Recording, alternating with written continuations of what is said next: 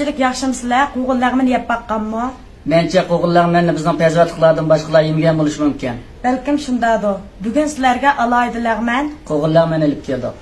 Azizlik chiqib qo'g'in ichiramdoq. Menlarni. Ma bo'ldi ekan. Bizning pezvat qo'g'in makoni. Pezvat qo'g'ini qo'g'inlarning shoyi. Ma bo'ldi. Bu bo'lsa Qarikuzey qo'g'in. Bizning pezvatning baldir pishar qo'g'inlarini bozorga chirib setib oldik.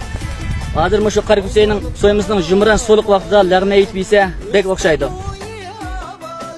Avval xemi jug'irvanli, xemi jug'ish usuli bo'lsa, odatdagi lag'menning xamirli jug'irishlar o'xshash.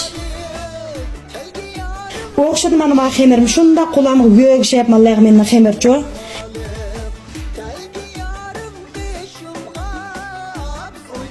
Xemini jug'irib maliyat eklab oldim. 5 minutdan keyin suyag'ida xamirga ishiga yaqin lag'men tardek chiqdi.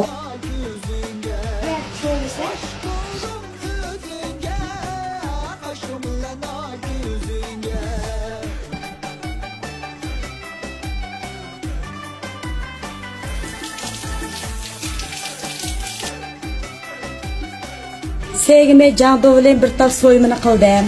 Şu xillazını adet işletemezsem de bek seyinin turcu koyup geçse soyumunu tayam çıkmay. Sevgi okşamaydı lağminna.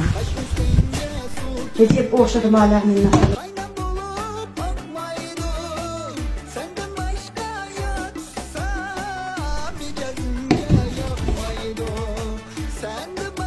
Ne tabak pişirip olayım emse? Mağlik. Ama yüzünün emniyette tabi gaz var.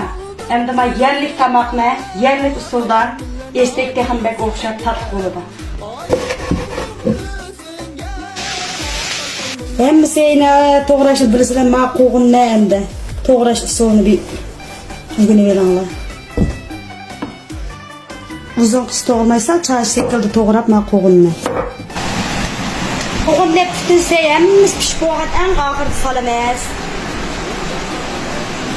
Sey pişti aldık mana.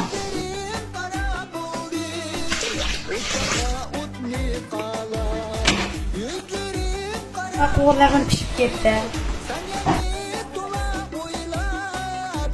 Bizning pezvatda eng tatlı meyve yo'li var, taomlarning eng iyisi var. Pezvat kirishinglarni qizg'in qarshi olamiz.